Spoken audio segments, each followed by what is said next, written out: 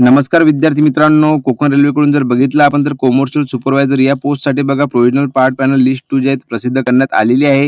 याची संपूर्ण माहिती मी तुम्हाला व्हिडिओमध्ये सांगणार आहे आणि त्यासोबतच बघा ज्या कोणत्या पोस्टचा जे रिझल्ट आहे बाकी राहिलेला असेल म्हणजेच की ई-एस-टी-एम टेक्निशियन याचं रिझल्ट अपडेट तुम्हाला मी देणार आहे आजच्या व्हिडिओमध्ये. त्यासोबतच एक्झाम फीसबद्दल पण अपडेट तुम्हाला मी सांगणार आहे, की कधीपर्यंत एक्झाम फीस जी ती रिटर्न येणार आहे. याची संपूर्ण माहिती मी तुम्हाला आजच्या व्हिडिओमध्ये सांगणार आहे. तुम्ही जर का चॅनलवरती पहिल्यांदा आले असाल तर चॅनलला सबस्क्राईब करून ठेवा. जेणेकरून तुम्हाला सविस्तर माहिती आजच्या व्हिडिओद्वारे आणि समोरील प्रत्येक व्हिडिओची माहिती तुम्हाला मिळत राहील. तर चला आपण व्हिडिओला सुरुवात करूया. तर बघा कोकण रेल्वेकडून जर बघितलं आपण तर प्रोव्हिजनल पार्ट पॅनल लिस्ट 2 जी आहे ती प्रसिद्ध करण्यात आलेली आहे. Post of commercial supervisor. Commercial सुपरवायझरची प्रोव्हिजनल पार्ट पॅनल लिस्ट 2 जाहीर करण्यात आलेली आहे. डेट जर बघितली तुम्ही 24/4/2025 या तारखेला आणि पार्ट पॅनल लिस्ट 1 जी आहे ती तुम्हाला 3/4/2025 या तारखेला प्रसिद्ध करण्यात आलेली होती.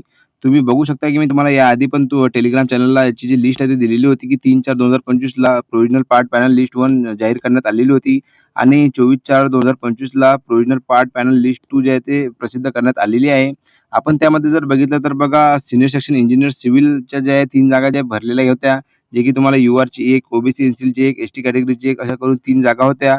सीनियर सेक्शन इंजिनिअरची इलेक्ट्रिकलची जर बघितली आपण तर ओबीसी एनसीलची 1 जागा भरण्यात आलेली होती आणि कमर्शियल सुपरवायझरच्या 2 जागा याआधी पण दाखवल्या गेलेल्या होत्या. आता बघा यामध्ये जर बघितलं आपण तर यामध्ये आणखी 2 जागा तुम्हाला दिसून येतील आणि 2 नंबरच्या पॉइंटला दिलेलं आहे, की बघा appointment process of candidate empanel in part panel 1 have been completed. बघा जे प्रोव्हिजनल पार्ट पॅनल लिस्ट 1 मध्ये जे उमेदवारांची जे नियुक्ती करण्यात आलेली आहे, यामध्ये क्लिअरली तर मेन्शन केलेलं आहे, की कंप्लीटेड झालेलं आहे. पॅनल 1 मध्ये जेवढे काही उमेदवार आहेत, त्याची जी नियुक्ती करण्यात संपूर्ण प्रक्रिया झालेली आहे. 3 नंबरच्या पॉइंटला जर बघितलं आपण तर बघा यामध्ये दिलेलं आहे, की it was mention in the part panel 1 that part panels of remaining vacancies will be issue shortly. Accordingly, to your candidate are provisionally impaneled in part panel 2. List of impaneled candidate is not as per merit. बघा ही जी list आहे ती as per मेरिटनुसार नाही एवढं तुम्ही लक्षात घ्या. On finalisation of entire selection process, final empanelment along with proper roster category will be issue. Panel will remain live for 2 years. बघा 2 वर्षापर्यंत जे पॅनल तुम्हाला दाखवला जाणार आहे. त्यानंतर बघा फायनलायझेशन झाल्यानंतर तुमची एक लिस्ट लागणार आहे. त्यामधून तुमचे जेवढे फायनल कॅन्डिडेट झालेले आहेत तेवढं तुम्हाला सांगण्यात येणार आहे. आता ही जर बघितलं आपण तर प्रोव्हिजनल पॅनल लिस्ट यामध्ये दाखवला गेलेला आहे. आता बघा the provisional part panel list 2 for the post of commercial supervisor is attach, जे की तुम्हाला खाली दाखवलं गेलेलं आहे ते मी तुम्हाला दाखवणारच आहे. 4 नंबरला बघा the part panel 2 of successful candidate is only provisional. यामध्ये क्लिअरली तर मेन्शन केलेलं आहे, की the part panel list 2 of successful candidate is only provisional यामध्ये सांगितलं गेलेलं आहे. म्हणजेच की हे फायनलाईज झालेले नाही आहे. आणखी यामध्ये पण चेंजेस होऊ शकते एवढं तुम्ही लक्षात घ्या. Roll number are arrange vertically descending order as and not as per merit. मेरिटनुसार ही जी लिस्ट लागलेली नाही यामध्ये इथं क्लिअरली मेन्शन केलेलं आहे. आणखी जर बघितलं आपण तर बघा यामध्ये संपूर्ण माहिती KRCL कडून दाखवल्या गेलेली आहे, जी की तुम्ही वाचू शकता. याची पी-डी-एफ जी आहे मी तुम्हाला माझ्या टेलिग्राम चॅनलला दिलेली आहे. त्यावरून तुम्ही बघू शकता. कारण की बघा कोकण रेल्वेची संपूर्ण माहिती आपल्या चॅनलवरती तुम्हाला मिळून जाणार. जे काही तुमचे डाऊट आहे संपूर्ण मी क्लिअर करत असतो. म्हणून तुम्हाला आणखी जर काही डाऊट असतील तर मला कमेंट बॉक्समध्ये नक्की सांगा. जेणेकरून मी तुमचे डाऊट क्लिअर करायचे प्रयत्न करेल. आता जर बघितलं आपण तर बघा provisional part panel list 2 for the post of commercial supervisor यामध्ये क्लिअरली दाखवला गेलेला आहे, की बघा ॲप्लिकेशन सिक्वेन्स नंबर दिलेला आहे. नेम ऑफ द कॅन्डिडेट जे विद्यार्थी यामध्ये दाखवलं गेलेलं आहे. डेट ऑफ बर्थ इम्पॅनल्ड ॲज जे की लँड लुजर मधून सिलेक्शन झालेलं आहे. कम्युनिटी जर बघितली आपण तर ओबीसी एनसीएल आणि यूआर आणि रोस्टर कॅटेगरी कोणची आहे तर यूआर मधून झालेलं आहे. यामध्ये क्लिअरली तर मेन्शन केलेलं आहे, की लँड लुजर कॅन्डिडेट सर्वात आधी जर बघितलं आपण तर कोकण रेल्वेकडून माहिती दिलेली होती, की लँड लुजर कॅन्डिडेटना सर्वप्रथम प्रिऑरिटी दिल्या जाणार आहे. त्यानंतर एम्प्लॉयमेंट एक्सचेंज वाले ते म्हणजेच की एक सर्व्हिसमॅन वाले आणि त्यानंतर जर बघितलं आपण तर जे सर्वसाधारण विद्यार्थी आहेत त्यासाठी जर बघितलं त्यांना प्रिऑरिटी देण्यात येणार आहे. यामध्ये क्लिअरली दाखवलं गेलेलं होतं आधीच नोटिफिकेशनमध्ये.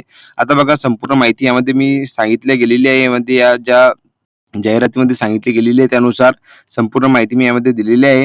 आता जर बघितलं आपण की बाकी पोस्टचं जे रिझल्ट आहे ते कधीपर्यंत येणार आहे तर बघा येणाऱ्या फर्स्ट वीकमध्ये मे या फर्स्ट वीकमध्येच म्हणजे पुढील महिन्यात मेच्या तुम्हाला रिझल्ट जो आहे बाकी पोस्टचा जसं की ई-एस-टी-एम टेक्निशियन जे राहिलेला बाकी पोस्ट आहे उर्वरित त्याचा रिझल्ट तुम्हाला दिसून येणार आहे. आणि जशी त्याच्याबद्दल मला काही अपडेट मिळते, तर मी तुम्हाला लवकरात लवकर माझ्या टेलिग्राम चॅनलवरती किंवा व्हिडिओ बनवून तुम्हाला मी सांगणार आहे. आता जर बघितलं तर कन्फर्म मला माहिती पडलं, की बघा तुम्हाला मे ऑफ फर्स्ट वीकमध्येच तुम्हाला जो आहे तुमचं बाकीचे जे पोस्ट राहिलेले आहे, त्याचा रिझल्ट तुम्हाला दिसून येणार आहे. आणि बाकी काही जर बघितलं आपण तर एक्झाम फीजबद्दल तर बघा, एक्झाम फीज खूप विद्यार्थ्यांची आलेली आहे आणि खूप विद्यार्थ्यांची काही आलेली नाही आहे. तर बघा, जे कोणी विद्यार्थी सीबीटीसाठी जर बघितलं अपीअर झालेले आहेत, त्याच विद्यार्थ्यांची जर बघितलं आपण तर जे एक्झाम फीज आहे ती रिटर्न आलेली आहे. आणि जे विद्यार्थी एक्झाममध्ये बसलेच नाही, त्यांची एक्झाम फी जी आहे ती मिळाली नाही आहे. म्हणजे क्लिअरली ते मेन्शन केलेलं होतं, की जो विद्यार्थी सीबीटीसाठी बसेल म्हणजे की सीबीटी अपीअर करेल, त्याचीच एक्झाम फीज रिटर्न मिळणार आहे, एवढं तुम्ही लक्षात घ्या. आणखी जे रिजेक्टेड कॅन्डिडेट आहे त्यांची एक्झाम फीज मिळत नाहीये यामध्ये क्लिअरली ते मेन्शन केलेलं होतं. जे रिजेक्शन झालेले होते 15,000 प्लसचे विद्यार्थी जे होते ते रिजेक्ट झालेले होते.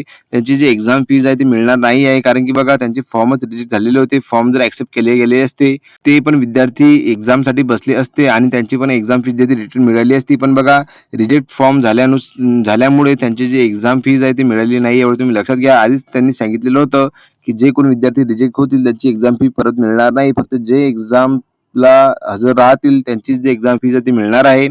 तर बघा अशी ही आजची माहिती होती. जर का तुम्हाला व्हिडिओ आवडला असेल तर लाईक, शेअर, कमेंट करायला विसरू नका आणि तुमचे काय डाउट्स आहे मला कमेंट बॉक्समध्ये सांगा. जेणेकरून मी ते रीड करून तुम्हाला पुढील व्हिडिओ त्यावरती बनवून देणार किंवा मी तुम्हाला लाईव्ह सेशन पण घेऊ शकतो. जर तुम्ही तयार असाल तर आपण लाईव्ह सेशन पण घ्यायला तयार आहोत.